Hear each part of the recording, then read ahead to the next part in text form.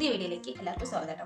ഇന്നത്തെ വീഡിയോ എന്താണെന്ന് വെച്ചാൽ നിങ്ങൾ തമ്മിലേക്ക് കണ്ടതുപോലെ തന്നെ എന്താ പറയുക, എന്തിനാണ് പ്രസവരക്ഷ, എങ്ങനെയാണ്, അങ്ങനെ എൻ്റെ ഒരു അനുഭവത്തിൻ്റെ വെളിച്ചത്തിൽ ഞാൻ പറഞ്ഞുതരാം എന്ന് വിചാരിച്ചു. അപ്പോൾ മോനെ ഞാൻ നിലത്തിരുത്തിയിരിക്കുകയാണ്. അപ്പോൾ അതിൻ്റെ ആ സൗണ്ട് ഇതൊക്കെ ഉണ്ടാവും, അതൊക്കെ ക്ഷമിക്കുക. അപ്പോൾ നമുക്ക് നേരെ വീഡിയോയിൽ പോകാം. അപ്പോൾ എൻ്റെ ഒരു പ്രസവം കഴിഞ്ഞിട്ട് എങ്ങനെയാണെന്ന് വെച്ചാൽ, നമ്മൾ ഡിസ്ചാർജ് ആയിട്ട് നമ്മൾ 5 ദിവസത്തിന് ശേഷത്താണ്, നമ്മൾ കറക്റ്റ് ഓർമ്മയില്ല, അപ്പോൾ ഡിസ്ചാർജ് ആയിട്ട് നമ്മൾ വീട്ടിലോട്ട് വന്നത്. വീട്ടിലോട്ട് വന്നു കഴിഞ്ഞ് പിറ്റേ ദിവസത്തേക്ക് നമ്മൾ വേദുകുളി സ്റ്റാർട്ട് ചെയ്തിട്ടുണ്ടായിരുന്നു. അപ്പോൾ നോർമൽ ആയതുകൊണ്ട് വേദുകുളി സ്റ്റാർട്ട് ചെയ്തിട്ടുണ്ടായിരുന്നു. അപ്പോൾ എന്താ പറയുക, നമ്മൾ മരുന്ന് ഒരു 2 ദിവസത്തിന് ശേഷമാണ് മരുന്ന് കഴിക്കാൻ തുടങ്ങിയത്. അപ്പോൾ വേദുകുളിയൊക്കെ നമ്മൾ നേരത്തെ സ്റ്റാർട്ട് ചെയ്തു, പിറ്റേ ദിവസം തൊട്ട് തന്നെ. അപ്പോൾ 28 വരെ ഇങ്ങനെ ഞാൻ ഈ പറയുന്ന പോലെ തന്നെയായിരുന്നു റൂട്ടീൻ ഉണ്ടായിരുന്നത്. അതിനുശേഷം ചില മാറ്റങ്ങൾ വന്നു എന്നല്ലാതെ 90 വരെയും എനിക്ക് സെയിം സാധനം തന്നെയായിരുന്നു കേട്ടോ. അപ്പോൾ 28 വരെ എങ്ങനെയായിരുന്നു എന്ന് വെച്ചാൽ, രാവിലെ നമ്മൾ എന്താ പറയുക, ഒരു നേരത്തെ, പിന്നെ എന്ന് പറഞ്ഞാൽ ജനുവരി ആ ഒരു ടൈം ആയതുകൊണ്ട് നല്ല മഞ്ഞും കാര്യങ്ങളൊക്കെ ആയിരിക്കുമല്ലോ. അപ്പോൾ തണുപ്പും കാര്യങ്ങളൊക്കെ ആയതുകൊണ്ട് എന്താ പറയുക, നമ്മൾ കുറച്ച് നന്ന് രാവിലെ ഒന്നും എണീക്കില്ല. എൻ്റെ അമ്മ പറയുന്നുണ്ട് അവരൊക്കെ 6 മണി 6:30 ആ ഒരു സമയത്തെ എണീപ്പിച്ച് ആ ഒരു സമയത്തെ കുളിപ്പിക്കുക അത്ര. അപ്പോൾ എന്നെ ആ ഒരു സമയത്തൊന്നും എണീച്ച് കുളിപ്പിച്ചിട്ടില്ല കേട്ടോ. പിന്നെ ഞാനൊരു 7-7:30 ഒക്കെ ആയിട്ടാണ് ഞാൻ എണീച്ച് കഴിഞ്ഞിട്ട് ആ സമയമാണെങ്കിൽ നല്ല മഞ്ഞ് നല്ല തണുപ്പൊക്കെയാണ് കേട്ടോ. അപ്പോൾ നമ്മുടെ വീട് വയൽ സൈഡും കൂടി ആയതുകൊണ്ട് നല്ല തണുപ്പാണ്. അപ്പോൾ എന്താ പറയുക, ആ തണുപ്പത്ത് ആ ഒരു സമയത്ത് ഞാൻ എണീച്ച് മോനെ ഫീഡ് ചെയ്ത് കഴിഞ്ഞിട്ട് മോനെ നേരെ അനിയൻ്റെ അടുത്ത് കൊണ്ടു കൊടുക്കും കേട്ടോ. സ്ഥിരമായി 28 ഞാൻ കുളിക്കാൻ പോകുമ്പോഴൊക്കെ എന്താ പറയുക 90 വരെ ഈ ഒരു ഡെയിലി റുട്ടീൻ ആയിരുന്നു കേട്ടോ. മോനെ വേഗം കൊണ്ടുപോയിട്ട് അനിയൻ്റെ അടുത്ത് കൊണ്ടുപോയി കിടത്തും. എന്നിട്ട് അവനായിരിക്കും, പിന്നെ അവനതിലൊരു എന്താ പറയുക സുഖമായിരുന്നു. കാരണം അവൻ അത്രയും നേരം എണീക്കേണ്ടല്ലോ, അവിടെ കുട്ടീനെ നോക്കാന്നുള്ള പേരിൽ അവന് കിടന്നുറങ്ങിയിരുന്നു. അപ്പോൾ അവൻ്റെ അടുത്ത് ഇവൻ എങ്ങനെയാണോ കിടക്കുന്നത്, ഇവന് നമുക്ക് കാണുമ്പോൾ അതൊരു ശ്വാസം മുട്ടി, കുട്ടിക്ക് ശ്വാസം മുട്ടില്ലേ, അങ്ങനെ ഒരു നമുക്കൊരു ഫീൽ ഉണ്ടാവും. കാരണം കിടക്കുന്നുണ്ട് അങ്ങനെ ഒരു ഫീൽ നമുക്ക് തോന്നും. പക്ഷേ ഇവന് യാതൊരു കുഴപ്പമില്ല. ഇവന് നല്ല സുഖമായിട്ട് എന്താ പറയുക, ഞാൻ വരുന്നവരെ അവൻ കരിയേ പിരിയെ ഒന്നുമില്ല. ഞാൻ വന്ന് അവനെ എടുത്തോണ്ട് പോകലായിരുന്നു ചെയ്യുക, അല്ലാതെ അവനായിട്ട് എണീക്കില്ല അവൻ്റെ അടുത്ത്. അത്രയ്ക്ക് എന്താ പറയുക, അത്രയ്ക്ക് ആ ഒരു ഇതിൽ ഭയങ്കര എന്താ പറയാ, മൂക്കടച്ചു വെച്ചാലും എന്താ പറയാ, അവന് ഒരു കുഴപ്പമില്ല, സുഖമായിട്ട് അങ്ങനെ ഉറങ്ങിയിരുന്നു കേട്ടോ. എന്തോ മാമനോടുള്ള അഗാധമായ സ്നേഹം കൊണ്ടാണോ എന്താണെന്ന് അറിയില്ല. ഇപ്പോഴാണെങ്കിലും അത് മാമൻ എന്ന് പറഞ്ഞാൽ അവന് ഭയങ്കര എന്താ പറയുക ഉയരം, അങ്ങനെ ഒരു സംഭവമാണ്. മാമനെ കണ്ടാൽ പിന്നെ മാമൻ എത്ര ചീത്ത പറഞ്ഞാലും തലയിൽ പെട്ടെന്ന് കരയുകയും ചെയ്യും. അതേസമയം മാമനൊന്ന് ചിരിച്ചു വെച്ചാൽ അപ്പത്തേക്കും മാമൻ്റെ അടുത്തോട്ട് പോകുകയും ചെയ്യും കേട്ടോ. അങ്ങനെ മാമനോട് ഭയങ്കര സ്നേഹമാണ്.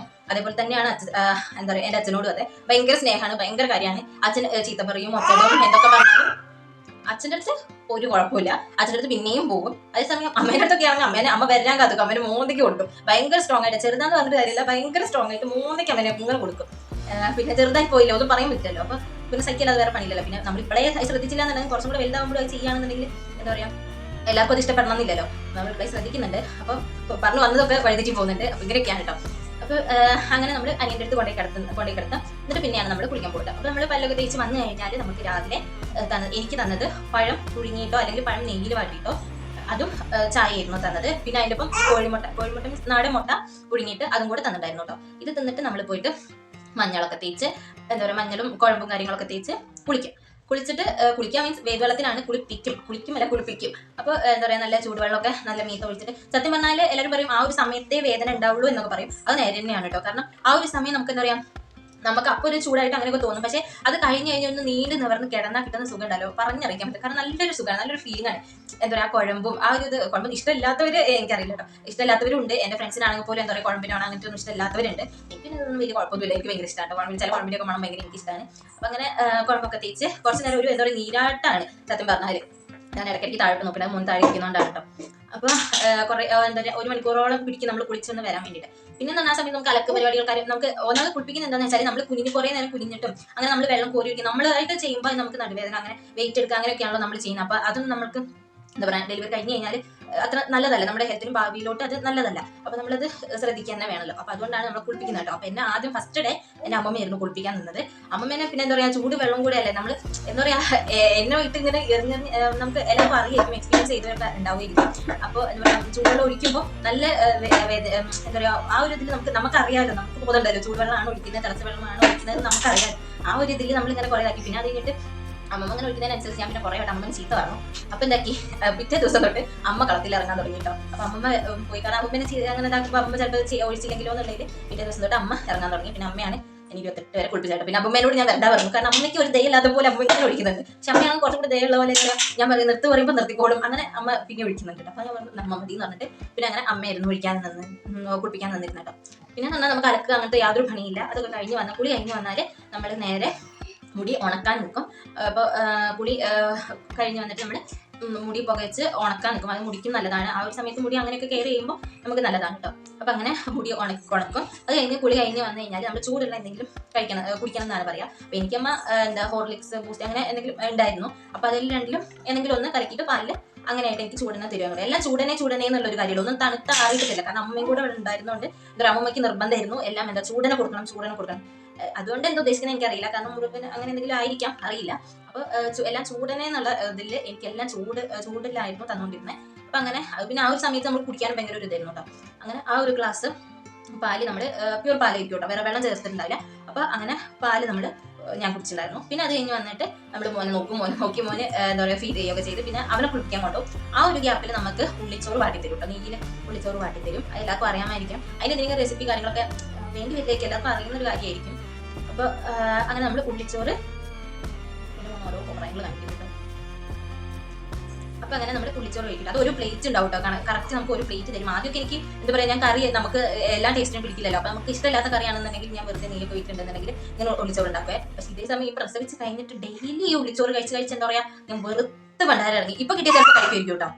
പക്ഷെ അപ്പൊ എന്താ പറയാ വെറുത്ത് അങ്ങേ അറ്റത്തിണ്ടായിരുന്നു. എനിക്ക് ലാസ്റ്റ് കഴിക്കുമ്പോൾ എന്താ പറയുക ഓക്കാനും വരുന്നു. പിന്നെ ഞാൻ എന്താ പറയുക അത് മാറ്റി വെക്കാൻ തുടങ്ങി, പിന്നെ കഴിക്കാന്നുള്ള രീതിക്ക്. കാരണം രാവിലെ തന്നെ ഒരു ടൈം വലിയ ഗ്യാപ്പില്ലല്ലോ, നമ്മൾ ഇത്രയും ഫുഡ് കഴിച്ചിട്ട് ഒരു ഗ്യാപ്പില്ലല്ലോ. അപ്പൊ എന്താ പറയാ ഇതും കൂടെ കഴിക്കാനുള്ളൊരു വയറിനൊരു ഗ്യാപ്പ് ഇല്ലാത്തതുകൊണ്ട് പിന്നെ ഞാൻ മാറ്റി വെക്കാൻ തുടങ്ങിട്ടോ. പിന്നെ കാരണം ഒരു പ്ലേറ്റ് എന്ന് പറഞ്ഞാൽ ഒരു പ്ലേറ്റ് തന്നെ ഇട്ടിരുന്നോണ്ട് എല്ലാം കൂടെ വയറ്റിന് കൊള്ളുന്നില്ല. പിന്നെ ഒന്നാമത് വെറുതെ കൂടെ തിന്നു പിന്നെ നമുക്ക് പറ്റില്ല. അപ്പൊ പിന്നെ അങ്ങനെയായിരുന്നു. അപ്പോഴത്തേക്കും ഒരു സമയം ഒരു 10-11 മണിയാവും കേട്ടോ. പിന്നെ 11 മണിയൊക്കെ ആകുമ്പോൾ എന്തെങ്കിലും രാവിലെ ബാക്കിയുള്ളവർക്ക് ഉണ്ടാക്കുമല്ലോ എന്തെങ്കിലും കാര്യങ്ങളൊക്കെ. അപ്പൊ എനിക്ക് വിശക്കാണെന്നുണ്ടെങ്കിൽ അത് കൊണ്ടുത്തരും. പക്ഷേ എനിക്ക് വിശക്കാറില്ല സത്യം പറഞ്ഞാൽ. എന്നിട്ട് പിന്നെ അത് കഴിഞ്ഞിട്ട് ഫ്രൂട്ട്സോ അങ്ങനെ എന്തെങ്കിലുമൊക്കെ അത് കൊണ്ടുത്തരും. പിന്നെ അത് കഴിഞ്ഞിട്ട് നമ്മൾ ഉച്ചയ്ക്ക് ചോറിന് എന്തായാലും സ്രാവ് പൊരിച്ചതുണ്ടാവും. പിന്നെ നമുക്ക് രസം ഉണ്ടാവും. പിന്നെ മുരിങ്ങേൻ്റെ ഇല ഉപ്പേരി ഉണ്ടാവും. അത് മെയിൻ ആയിരുന്നു. കാരണം ഈ മുരിങ്ങേൻ്റെ ഇലയൊക്കെ പാലുണ്ടാവാനൊക്കെ നല്ലതാണല്ലോ. അപ്പോൾ ഇത് മസ്റ്റ് ആയിരുന്നു. ഇത് 3 ഐറ്റംസും എന്തായാലും എന്താ പറയുക 28 ദിവസം എനിക്ക് ഡെയിലി ഉണ്ടായിരുന്നു കേട്ടോ. ഇത് 3. പിന്നെ അതിന്റെ പുറമെ എക്സ്ട്രാ കറികളൊക്കെ ഉണ്ടായിരുന്നു. പിന്നെ അമ്മ പറയുമായിരുന്നു പ്രസവിച്ച് കഴിഞ്ഞ് കഴിഞ്ഞാൽ ഒരു ആടിനെ തിന്നണം. അപ്പോൾ എന്താ പറയുക അതിൻ്റെ അർത്ഥം എന്താ പറയുക ആടിന്റെ ഓരോരോ ഭാഗങ്ങളായിട്ട് നമ്മൾ എങ്ങനെയെങ്കിലും മോനെ അച്ഛൻ എടുത്തോണ്ട് വരുന്നുണ്ട്. അപ്പോൾ ഒരാടിനെന്ന് പറഞ്ഞാൽ എങ്ങനെയെങ്കിലും അതിന്റെ ഒരു ഭാഗം നമ്മുടെ ഉള്ളിലെത്തുക ആ ഒരു രീതി.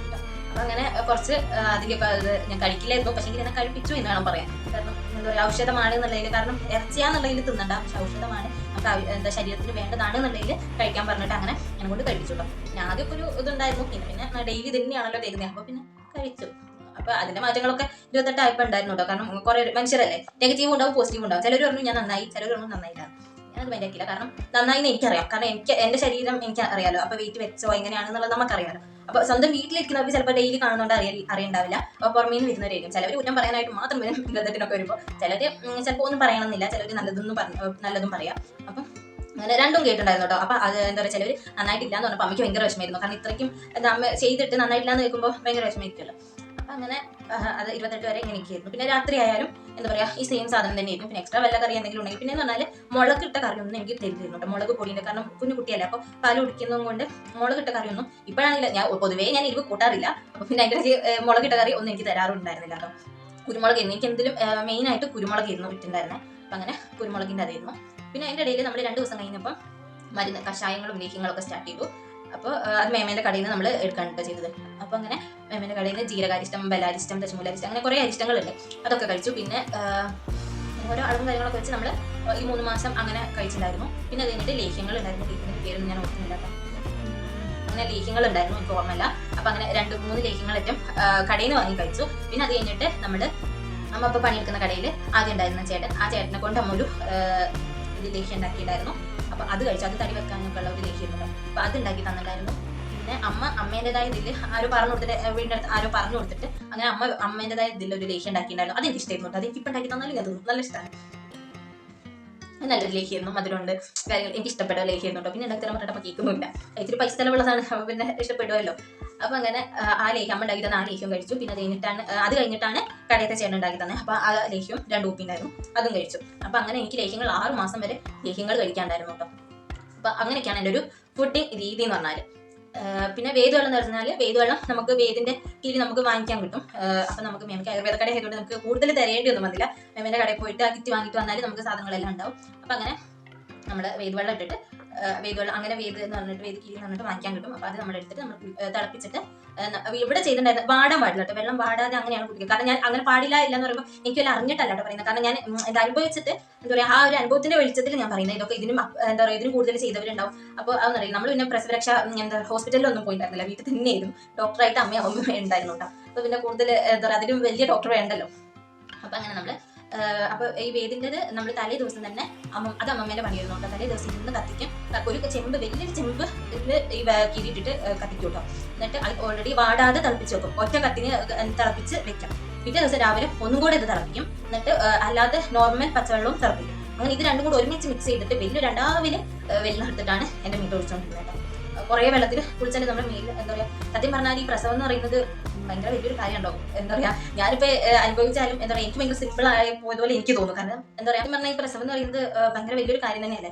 കാരണം നമുക്ക് സഹിക്കാൻ പറ്റുന്ന വേദനേൻ്റെയും അപ്പുറം സഹിച്ചിട്ടാണ് നമ്മൾ സഹിക്കാൻ പറ്റുന്നതെന്ന് പറയാൻ പറ്റില്ല, സഹിച്ചതുകൊണ്ടാണല്ലോ നമ്മൾ പ്രസവിക്കുന്നത്. അപ്പോൾ സാധാരണ നോർമൽ ഒരു മനുഷ്യൻ സഹിക്കുന്നതിൻ്റെ ഇരട്ടി വേദനയ്ക്കല്ലേ ഈ പ്രസവ സമയത്ത് നമ്മൾ സ്ത്രീകൾ ഇതാക്കുന്നത്. ചില പുരുഷന്മാർ എന്താ പറയുക, പ്രസവിക്കുന്നത് നമ്മൾ വെറും എന്താ പറയുക, പ്രസവം എല്ലാവരും പ്രസവിക്കുന്നല്ലേ ആ ഒരു മൈൻഡിൽ കാണുന്നവരും ഉണ്ട്. ഇപ്പോഴും അതെ, നമുക്കിടയിൽ അങ്ങനെ കാണുന്നവരും ഉണ്ട്.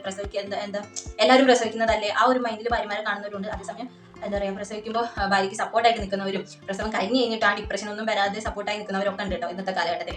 അപ്പോൾ എന്താ പറയുക, അപ്പോൾ അങ്ങനെയുള്ള ഈ ഒരു പ്രസവത്തിൽ എന്താ പറയുക, ഈ പ്രസവ രക്ഷ എന്ന് പറയുന്നതും ഭയങ്കര ഇമ്പോർട്ടൻ്റ് ആയിട്ടുള്ള ഒരു കാര്യം തന്നെയാണ്. കാരണം എന്താ പറയുക, ആ അത്രയും വേദന സഹിച്ച് വരുമ്പോൾ, നമുക്ക് അത്രയും എല്ലുകൾ നുറുങ്ങുന്ന വേദനയൊക്കെ സഹിച്ച് വരുമ്പോൾ നമ്മുടെ ബോഡിക്ക്, നമുക്ക് ചിലപ്പോൾ അത് ഫീൽ ചെയ്യില്ലായിരിക്കും, നമ്മുടെ ബോഡിക്ക് അതിൻ്റെതായ മാറ്റങ്ങൾ ഉണ്ടാവും, നമുക്ക് അതിൻ്റെതായ ടയർഡ്നെസ് ഒക്കെ ഉണ്ടാവും. കാരണം എൻ്റെ മുഖം കണ്ടിട്ട് എന്താ പറയുക, അപ്പോഴൊക്കെ എല്ലാവരും ഒന്നും പറഞ്ഞിട്ടുണ്ടായിരുന്നില്ല. പിന്നെ അത് കഴിഞ്ഞ് ഒരു വീട്ടിലെത്തി കഴിഞ്ഞ് കുറച്ച് ദിവസം കഴിഞ്ഞപ്പോൾ പ്രസവിച്ച ക്ഷീണം വന്ന സമയത്തൊക്കെ മുഖത്ത് കാണാണ്ടായിരുന്നു. പിന്നെ അത് കഴിഞ്ഞിട്ട് മാറി എന്ന് പറഞ്ഞു. അതിപ്പോൾ എന്താ പറയുക, ആ ക്ഷീണം നമുക്ക് ചിലപ്പോൾ അറിയുന്നുണ്ടാവില്ല, ബാക്കിയുള്ളവർക്ക് കണ്ടാൽ മനസ്സിലാവുമായിരിക്കും. ആ ഒരു ക്ഷീണം നമ്മുടെ മൊത്തം ആ ഒരു ക്ഷീണമൊക്കെ ബാക്കിയുള്ളവർക്ക് മനസ്സിലാവുമായിരിക്കും. അപ്പോൾ അങ്ങനെ നമ്മുടെ ബോഡി മൊത്തം ടയേർഡായി കിടക്കുമ്പോൾ പ്രസവരക്ഷ, ഈ പ്രസവക്കുളി എന്നൊക്കെ പറയുന്നതും ഈ മരുന്ന് കഴിക്കലും ഒക്കെ ഭയങ്കര വലിയൊരു ഇമ്പോർട്ടൻ്റ് ആയ ഒരു കാര്യം തന്നെയാണ്. കാരണം അത് എന്താ പറയുക, നമ്മൾ ഇപ്പോൾ അതൊക്കെ എന്തിനാ എന്ന് നമുക്ക് തോന്നുമായിരിക്കും, പക്ഷേ ഭാവിയിലോട്ട് അത് നല്ല തന്നെയായിരിക്കും. എൻ്റെ അമ്മ ഇപ്പോഴും പറയും. കാരണം അമ്മ എന്താ പറയുക, മര്യാദക്ക് കുളിച്ചിട്ടൊക്കെ ഉണ്ട്, കാര്യങ്ങളൊക്കെ ചെയ്തിട്ടുണ്ട്. പക്ഷേ എങ്കിൽ ഇപ്പോഴും എന്താ പറയുക, അമ്മയ്ക്ക് നടുവേദന ഉണ്ട്. ഒന്നും ചെയ്യാതിരുന്നിട്ടല്ല, അതിന് ഇതൊന്നും ഇന്ന് കിട്ടുന്ന ഒന്നും അന്ന് ചിലപ്പോൾ കിട്ടിക്കൊള്ളുന്നില്ല. കാരണം ഞാൻ ഇത്രയും മരുന്ന് കുടിച്ചിട്ടുണ്ട്, അമ്മ ഇതിൻ്റെ മരുന്ന് കുടിച്ചിട്ടുണ്ട് എന്നേ ഉള്ളൂ. പക്ഷേ എങ്കിൽ എന്താ പറയുക, പണ്ടത്തെ കാലമല്ലേ, ഇത്രയും എന്നെ കഴിച്ചത്ര എന്തായാലും അമ്മ കഴിച്ചിട്ടില്ല എന്ന് അമ്മ പറയുന്നുണ്ട്. അപ്പോൾ ലേഹ്യങ്ങളായിട്ടാണെങ്കിലും എനിക്ക് ഇത്രയും 6 മാസം വരെ എനിക്ക് ലേഹ്യങ്ങൾ ഉണ്ടായിരുന്നു. അമ്മ കറക്റ്റ് 3 മാസമൊക്കെ അമ്മ കഴിച്ചിട്ടുള്ളൂ എന്നൊക്കെ അമ്മ അങ്ങനെ പറയുന്നുണ്ട്. അപ്പോൾ അതിൻ്റെതായ വ്യത്യാസങ്ങളും കാര്യങ്ങളൊക്കെ ഉണ്ടാവുമല്ലോ. അപ്പോൾ എന്താ പറയുക, അപ്പോൾ ഈ പ്രസവരക്ഷയാണെങ്കിലും എല്ലാം ഇമ്പോർട്ടൻ്റ് ആയിട്ടുള്ള ഒരു കാര്യങ്ങളാണ്. പിന്നെ എന്ന് പറഞ്ഞാൽ എനിക്ക് ഒട്ടും തീരെ താല്പര്യമില്ലാത്ത ഈ ചൂടുവെള്ളം ഒഴിക്കാനുണ്ടോ, അതുകൊണ്ട് എന്ത് ഉദ്ദേശിക്കുന്നതെന്ന് എനിക്ക് മനസ്സിലാവുന്നില്ല. ഇളം ചൂടുവെള്ളമാണെങ്കിലും സാധാരണ നോർമലി നമ്മൾ കുടിക്കുന്ന വെള്ളമാണെങ്കിലും വലിയ കുഴപ്പമൊന്നുമില്ല. അതാണ് എൻ്റെ ഒരു ഇത്. കാരണം ഇപ്പോൾ പ്രസവരക്ഷ ഹോസ്പിറ്റലുകളാണെങ്കിൽ കൂടി അവിടെ ഒന്നും ഞാൻ വീഡിയോസിലൊന്നും കണ്ടിട്ടില്ല തിളച്ച വെള്ളത്തിൽ കുടിപ്പിക്കുന്ന കേട്ടോ. ഒരു ചൂട് വെള്ളം നമ്മുടെ മീത്ത് വെച്ചാൽ നല്ലൊരു സുഖം തന്നെയായിരിക്കും. അത് വേറെ കാര്യം. ചൂടുവെള്ളത്തിൽ കുളിക്കാൻ, പച്ചവെള്ളത്തിൽ കുളിക്കാതിരുന്നാൽ പോരെ.